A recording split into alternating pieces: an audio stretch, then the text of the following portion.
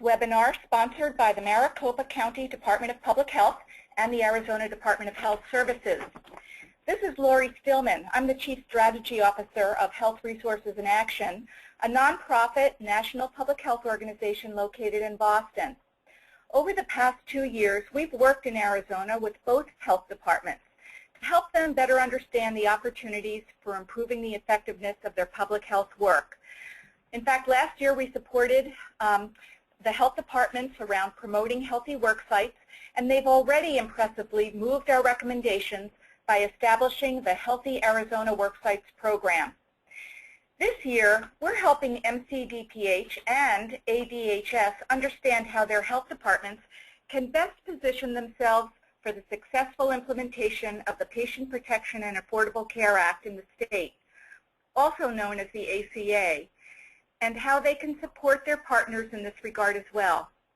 The ACA, as it applies at the local level, will only be successful if a variety of sectors work together with their health departments to leverage their knowledge and resources to create healthier systems of care.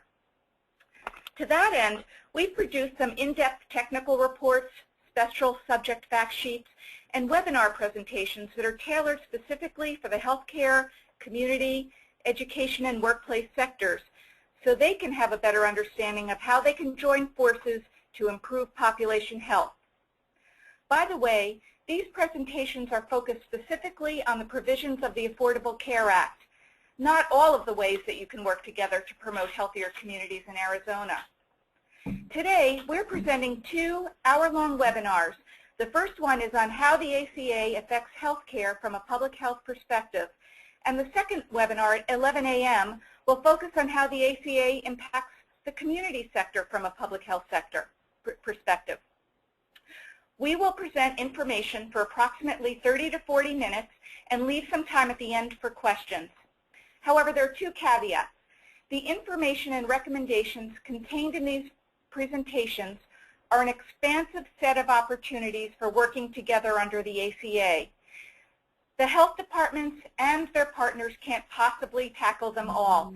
The information is meant to stimulate conversations and a planning process where together you can prioritize what opportunities are the most important and realistic to undertake. Secondly, the reports and fact sheets, as well as the recordings of these webinars, will be shared with the public and eventually posted on a web page that the health departments are in the process of creating. They will be providing you with updates on its progress as well as other relevant information as they become available. So now let's get started with the webinar. Amy Rosenstein will be the presenter on behalf of Health Resources in Action. Due to the large number of participants, nearly everyone will be on mute, so you'll not be able to communicate verbally with the presenter. However, you can write your questions in the Q&A dashboard on your screen. Do not use the raise your hand function, as this will only tell if you have a question, not what that question is. So go to the question little tab on the dashboard of your screen. Those that don't get answered, those questions that don't get answered will be forwarded to the health departments, and they'll likely communicate to you the answers at a later date. So thank you for your participation, and please tell your colleagues about how they can learn more about these topics. Here's Amy. Good morning. In this presentation, we'll talk about a number of different topics.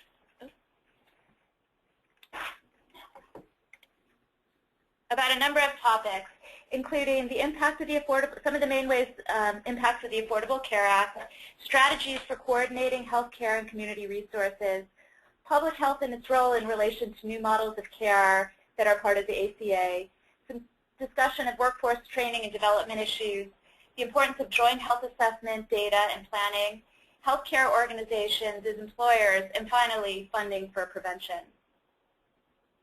We'll start with some of the important ways that the ACA affects the healthcare delivery system.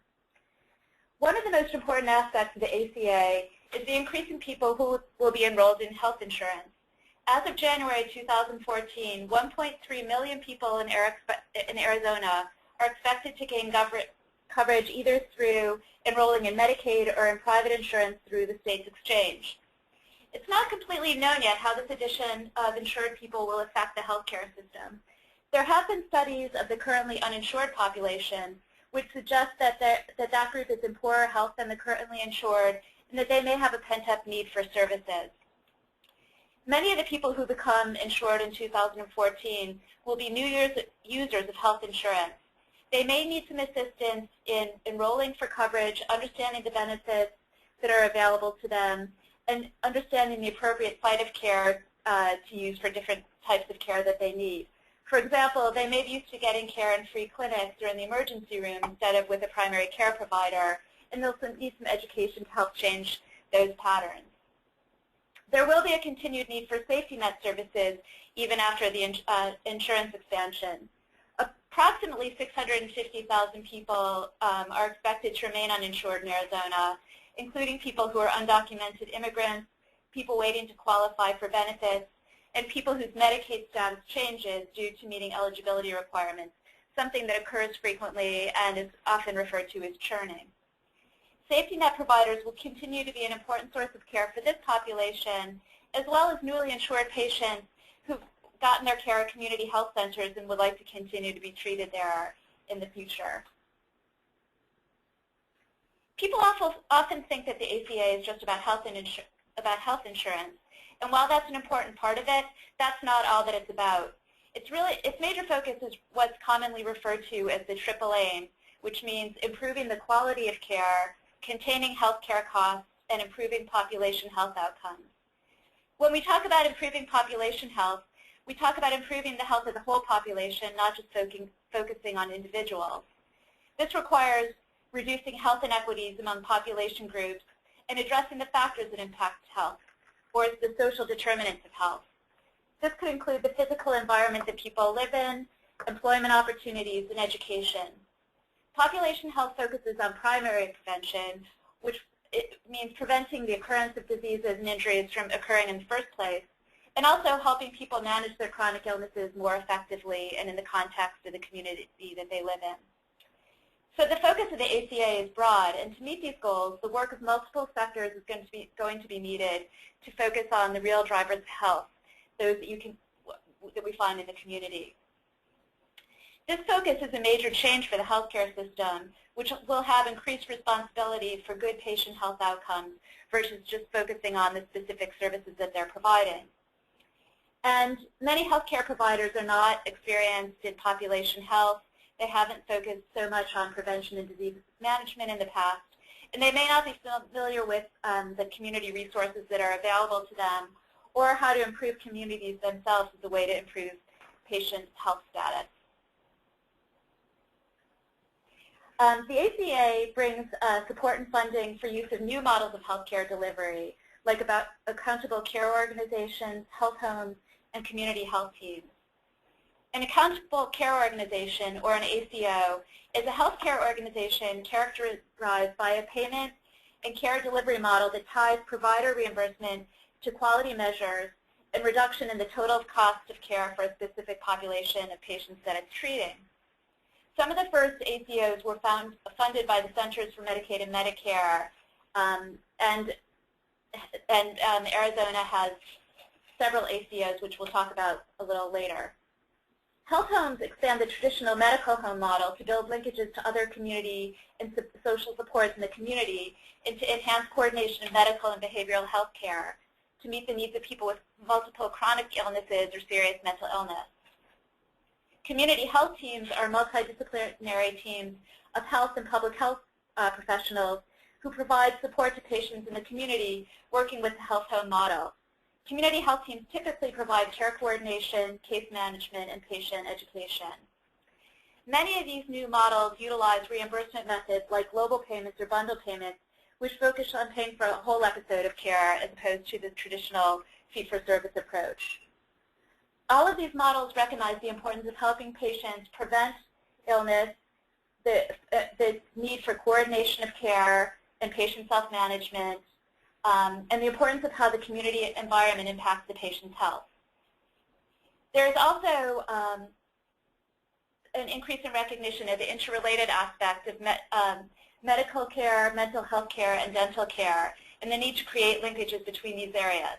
This can be done in the form of co-locating different types of providers increasing the ability to screen for mental health, dental, or medical issues, establishing referral patterns to specific providers for these services, and more. The ACA also creates and promotes the use of new financial incentives that emphasize the importance of prevention. For example, primary care providers under the ACA will receive Medicaid payment enhancements to increase rates to help expand capacity to treat the previously uninsured. Through the Medicare Hospital Value-Based Purchasing Program, a percentage of reimbursement is tied to achieving quality benchmarks related to heart failure, pneumonia, surgeries, and hospital-related infection.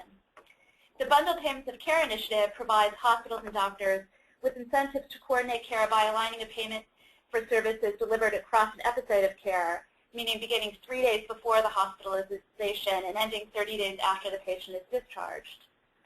The Hospital Readmission Reduction Program penalizes hospitals for excessive preventable readmissions for 3 specific diagnoses for 30 days after discharge. And finally, beginning in 2015, hospitals with the highest rates of hospital-acquired infections will face payment penalties, and Medicaid will stop reimbursing for the treatment of the infections themselves. These new payment methods recognize the need for systems to support coordination between the hospital, the provider, and the patient in the community, and provide an important focus for health departments to make these connections, to help in coordinating care, and to creating linkages with community programs. Many of the aspects of the Affordable Care Act require coordination and planning across sectors to support how health care is delivered. For example, to increase the use of preventive services, the ACA provides coverage for the full cost of some preventive services with no cost to the patient, and the demand for these, along with other primary care services, is likely to increase.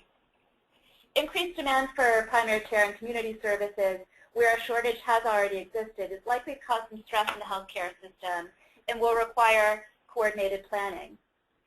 The increased focus on decreasing preventable hospital admissions relies on active care coordination and case management for patients as they return to the community.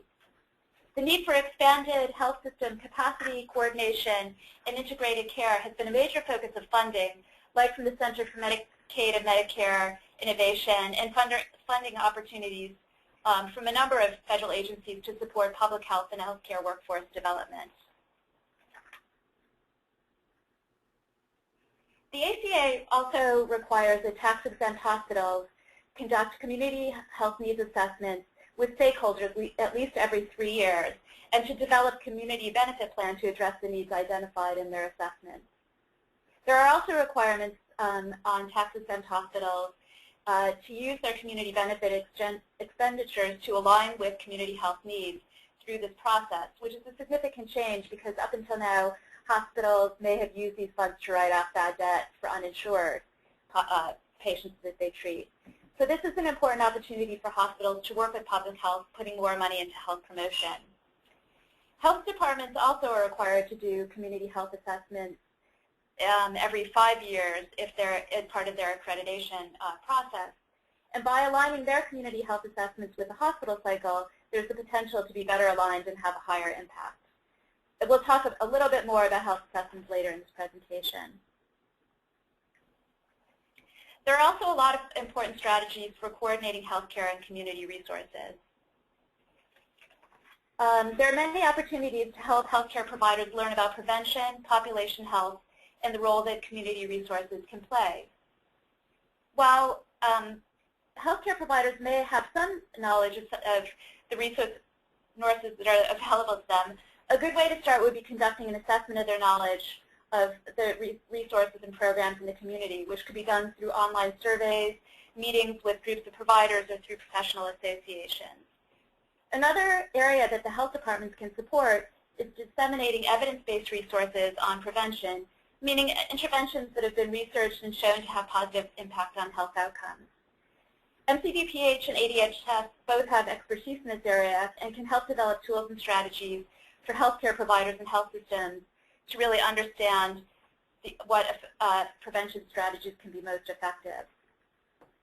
There are also important resources that healthcare providers may be unaware of, like the CDC's Guide to Community Preventative Services and making sure that they're aware of these resources can be really important for them going forward. For many physicians, residents, and medical students, population health has not been part of the standard curriculum covered in their education. And the health departments can develop trainings and offer internships or other on-site training opportunities to teach these skills. There may be opportunities to partner with local academic institutions or continuing education providers to support these efforts in an ongoing way. In some cases, it could make sense to locate a public health professional in a practice for specific periods of time if there's a high need for services like health education or counseling or chronic disease self-management programs. For instance, a need for a diabetes program in a particular community. So those are areas that could be explored. Healthcare providers can also be very powerful allies for addressing community policy issues. They can bring clinical expertise on topics like junk food, tobacco exposure, and the importance of physical activities. It's a very good strategy to reach out to healthcare providers and to invite them to participate in planning groups, committees, and needs assessments on topics that they're interested in. And it's good to reach out to them early in the process to really help promote their buy-in and to include them in the robust discussion.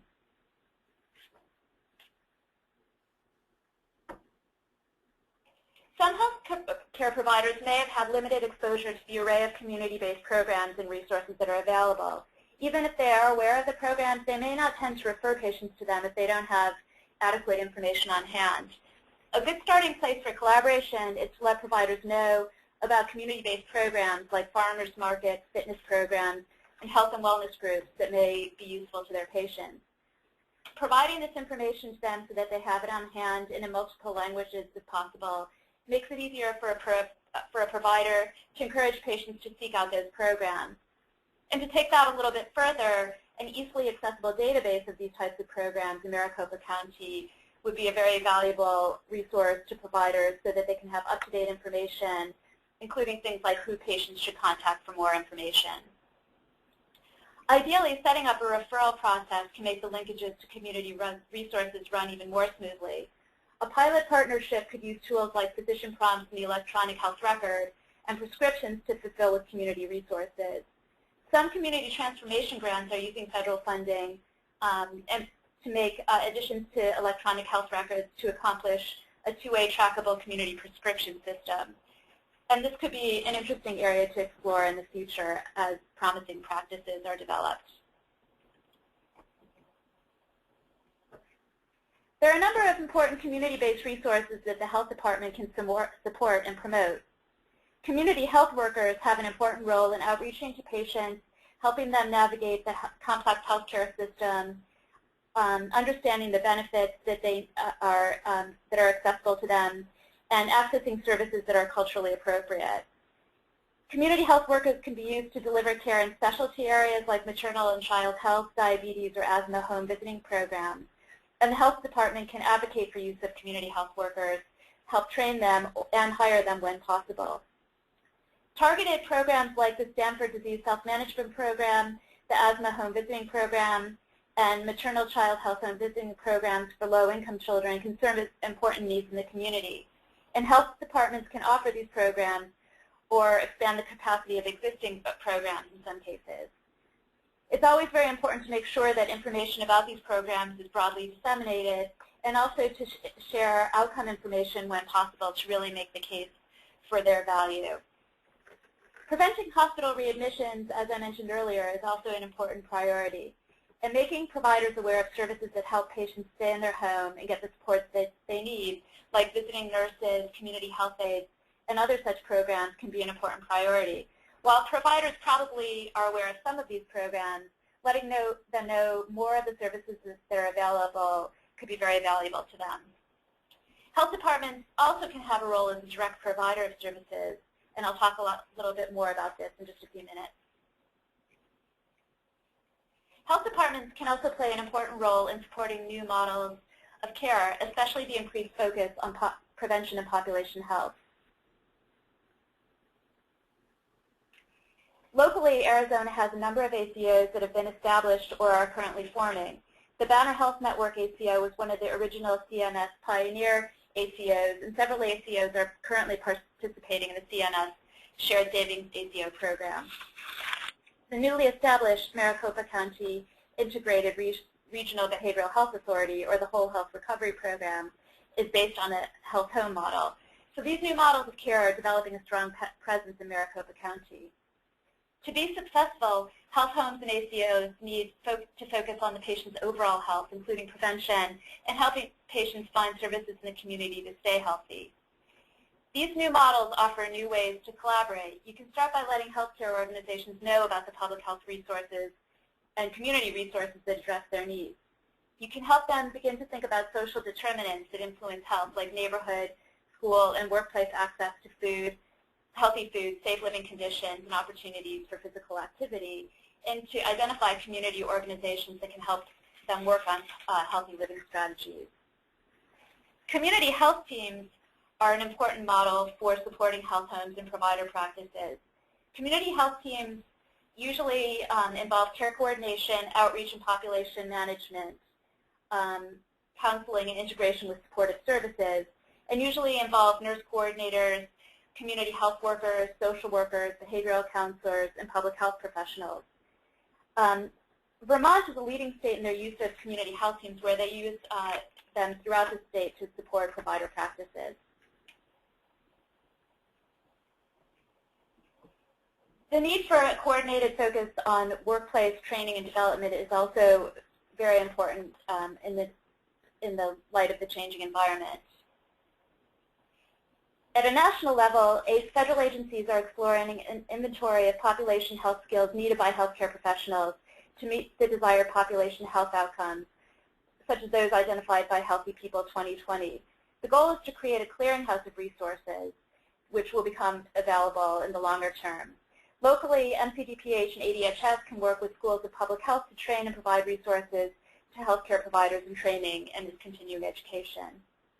It's also very important to help healthcare providers understand the importance of health inequities and health disparities.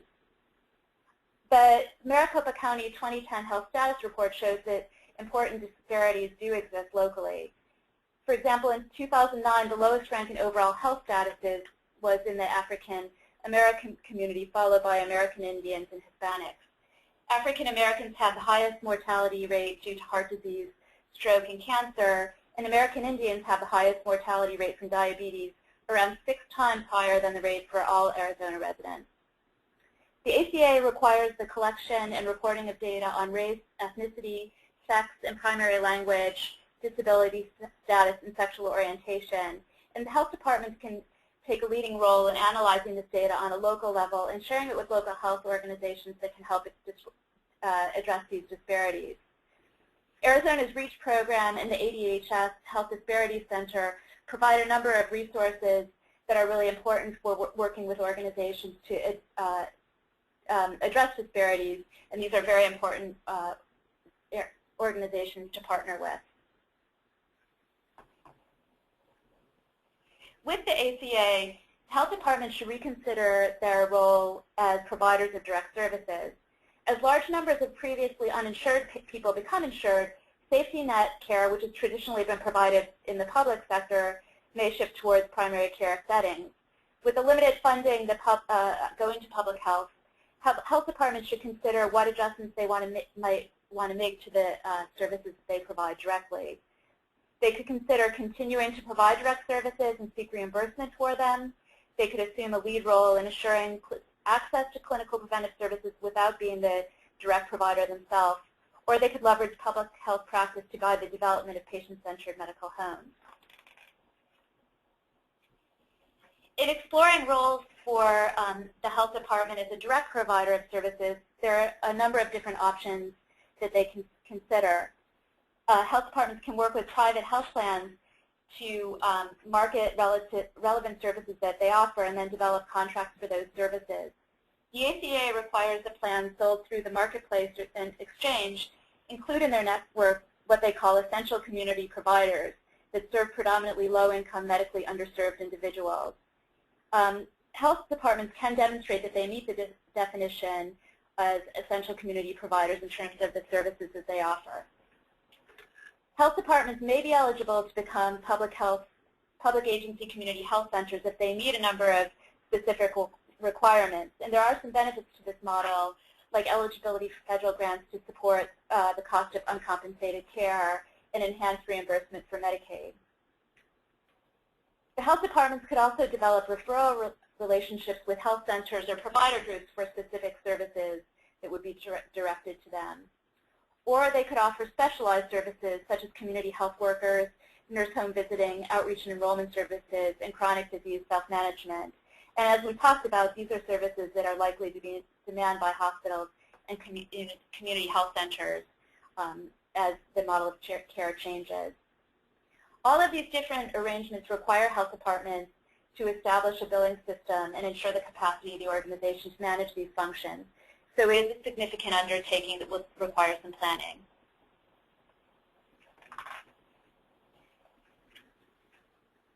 The ACA also provides an opportunity for more coordinated health assessment data and planning between the health department and healthcare providers.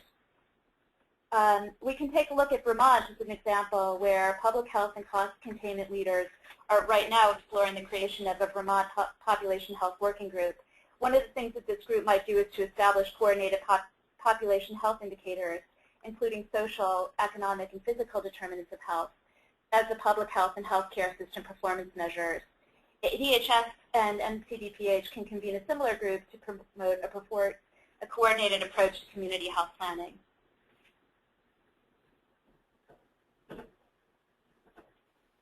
MCDPH can promote various healthcare institutions to work together in their planning efforts. Right now, many hospitals are currently working on their community health needs assessments, even though they serve common neighborhoods and populations.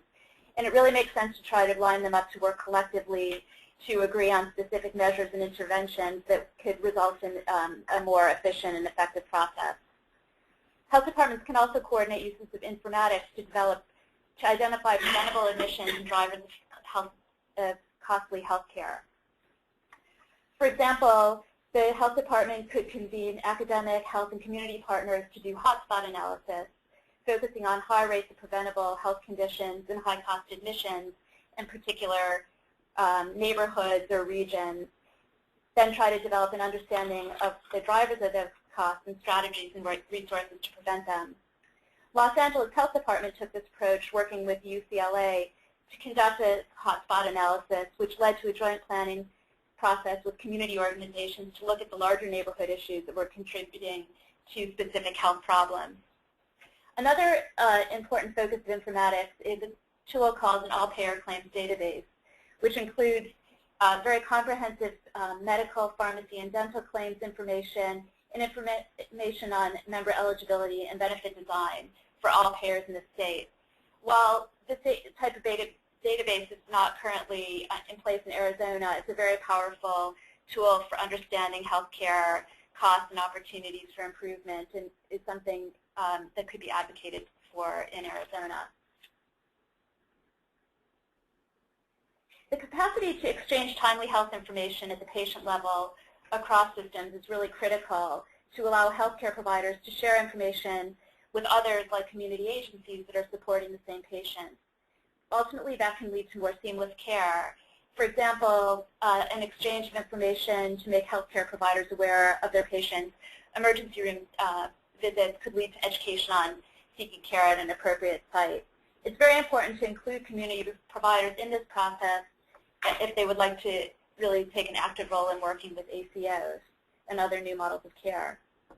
Establishing health information exchanges requires extensive resources and planning, and the health department can bring together healthcare providers and community organizations to define the capabilities that they're looking for and to also look for funding opportunities and then to begin moving forward. This is the approach that was used in North Carolina, where a multi-stakeholder task force recommended a new statewide health IT system that could accomplish consumer acceptance, privacy and security requirements, healthcare delivery, adoption of electronic health records, improve population health, and also provided multi-stakeholder guidance. Healthcare organizations are often large employers in the community, and health departments can work with them to encourage prevention with their own employees. As employers, healthcare organizations face financial pressures and may struggle with questions about what kinds of insurance to provide. Health departments can work with them to encourage them to offer insurance options with robust prevention options, and then to really promote the use of those benefits to their employees. Healthcare providers can also be encouraged to work with MCDPH as part of the Healthy Arizona Worksites program, and that's an important opportunity to pursue. Finally, I'd like to say a few words about funding. While the ACA puts so much focus on prevention and population health, public health is only getting 3% of the healthcare funding through the ACA. The ACA's first order of business is to fund healthcare access and reorganization, and it's very possible the public health prevention initiatives could end up getting the short end of funding in order to support those further as needed. If we really want to make the case to move toward the AAA's goal of improving population health and preventing illness, there needs to be more resources to strengthen and protect public health functions. And public health and healthcare providers can have a strong voice in advocating for public health funding to promote healthy communities. We can look at an example from Massachusetts to call for increased public health funding that was very successful. In Massachusetts, public health organizations, healthcare providers, faith-based advocates, community organizations, and business leaders successfully came together to call for the creation of a new prevention and wellness trust fund as part of the healthcare payment reform law. These funds are being used for programs to stem diseases, chronic illnesses like diabetes, asthma, and heart disease that are major drivers of healthcare costs. The Mass Public Health Association took leadership with the coalition to make the case for the return on investment to fund prevention and show how prevention really does pay off. To learn more about this particular initiative, you could get more information at the Massachusetts Public Health Association website. So just a few closing thoughts. The time of the ACA implementation is ripe for opportunity for partnerships between public health, community resources, and healthcare providers. There's a lot of resources that public health and health departments offer that may be really new and useful skills for healthcare providers. They can play a vital role in data collection, analysis, community outreach, convening stakeholders, and planning and implementing evidence-based prevention interventions. Public health's expertise and role is essential to meeting the AAA goals of the ACA and reducing health disparities.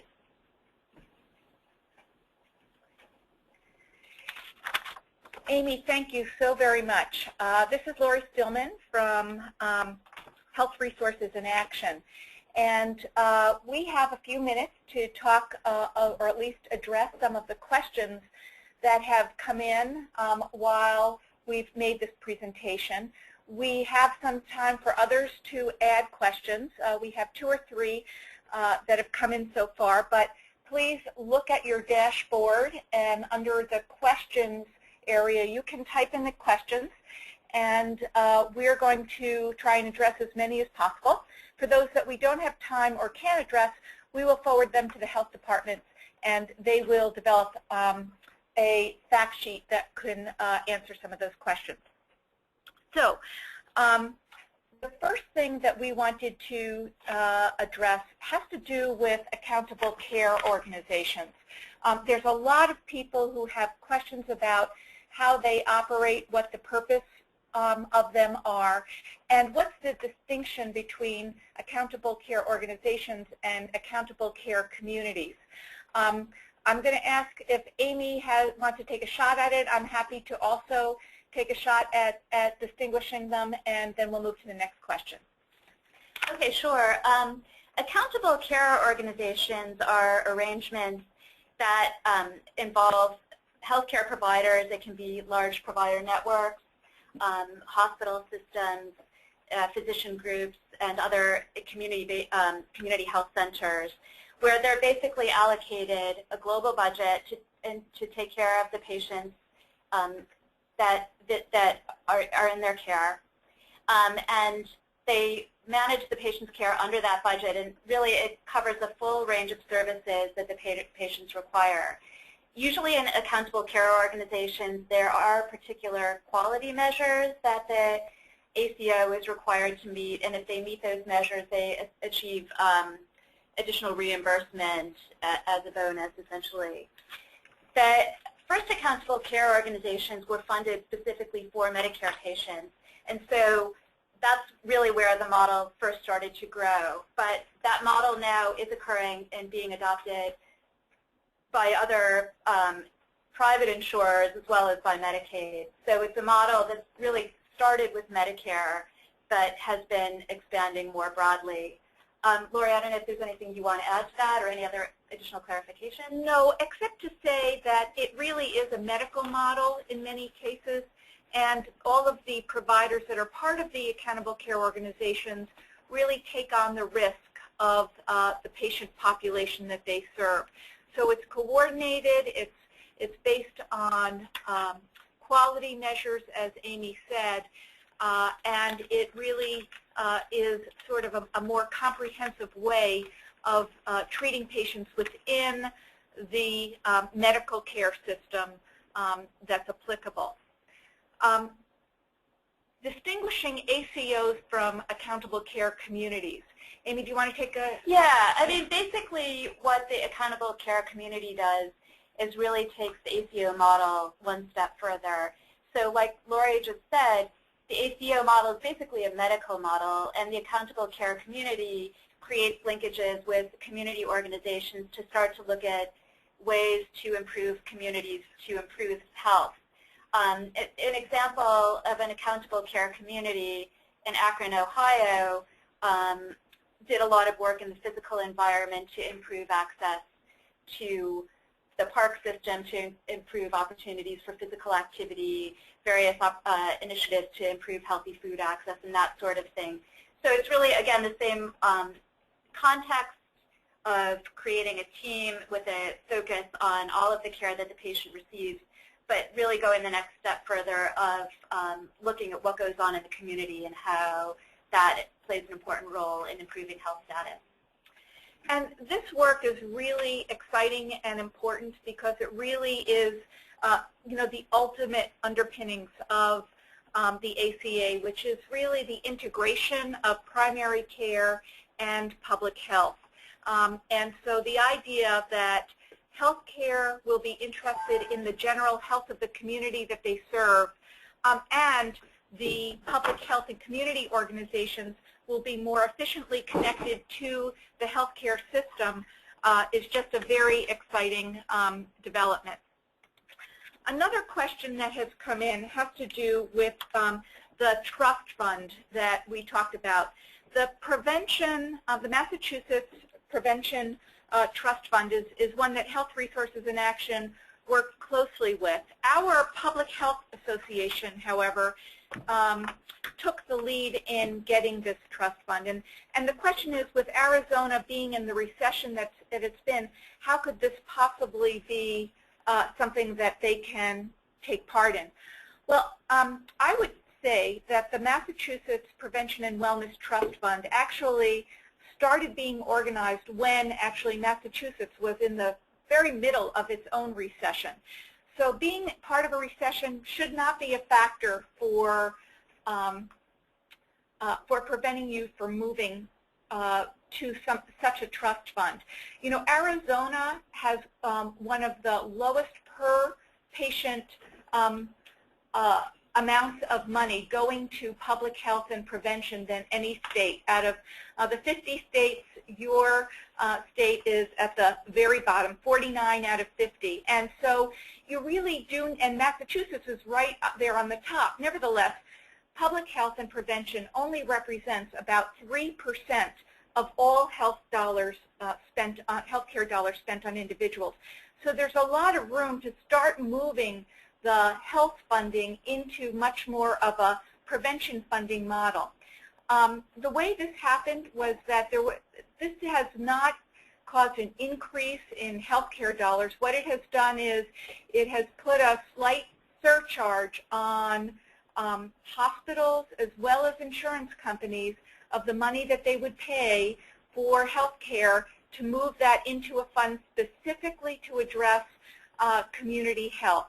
And over the next 5 years, we will be putting that model into play. And there's a very, very important evaluation component to this. The legislature, when enacting this as part of our state health care reform, wants to see at the end of 5 years whether we see health improvements and a return on investment. If we can show that, it will be reauthorized. If not, it may very well not be reauthorized. So taking the leap, because we know that prevention does result in a return on investment, requires getting a trust fund where good messaging happens with policymakers. Okay, there is another question, and I'm going to ask my Maricopa County and Arizona health departments to, if they can answer this question, to please do. And if not, we'll put this in writing. And the question is there consideration for using the existing Arizona health query data warehouse as a basis for the all-payer database that we had talked about? Can you guys answer that question, or should we put that in writing in a fact sheet? I think on the Maricopa County side, this is Tracy, and I think that we would like to think about that question and get back to people on it in the future. And we appreciate someone asking it. Absolutely. The all-payer claims database in Massachusetts is actually, in most of New England is now using such a thing, and then there is a warehouse that actually queries all of the claims data that comes in from both public and private payers to be able to look at cost and quality of the healthcare system. Some of these states are now beginning to use that data to actually look at population health, because health departments generally have access to population data, but it's not at a very granular zip code level, which is really important. An all-claims database, which collects data through claims and can look at streets and zip codes and the like, can help to really do a more refined hotspot analysis that can be very useful in terms of targeting sources, targeting resources within those accountable care communities to really help build the prevention model. So we'll be getting back more on that. There's another question about providing examples of creating new funding streams between providers and health departments. Do we know of funding streams between providers and health departments? Well, one of the things that we do know about is the Centers for Medicaid and Medicare, the Centers for Medicare and Medicaid Innovations, CMMI. This is a very competitive process. There was about $1 billion put out to providers and to health departments can apply for that money to demonstrate new models of care that's going to meet that triple aim of better quality care, lower costs, and improved population health. So the CMMI is one example of funding under the ACA where providers and health departments can work together. Another is the Community Transformation Grants, which comes out of the Public Health Fund, Public Health and Prevention Fund that is through the Affordable Care Act. And that really focuses on the community aspects of improving health. The CTG, Community Transformation Grants, focus on policy and systems change approaches to focusing on some of the key public health problems that are out there, such as obesity and tobacco, as well as injury prevention. And it really, the most competitive programs are those that are multi-sectoral, that really bring together public health, healthcare, and other sectors such as housing, transportation, economic development, working together and in collaboration to leverage and address the real drivers of health. So those are two opportunities that are out there.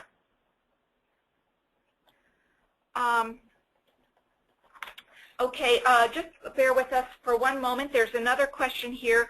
What are the 3 quality improvement components? And somebody mentioned ACOs, health homes, and Amy, are you aware of what community health teams? Yes, community health teams. So, Amy, can you just once again describe community health teams? Sure. Community health teams are a model that basically are usually multi-professional teams that include healthcare providers like nurses, public health professionals, community health workers, care coordinators, behavioral health specialists, to work together in the community to support provider practices and health homes. Usually they focus on things like basically providing support to the patient in the context of the community. It can involve care coordination, patient education, helping them access specific services they need, or any range of sort of supportive functions in the community to wrap around the care that is being provided in the provider's office.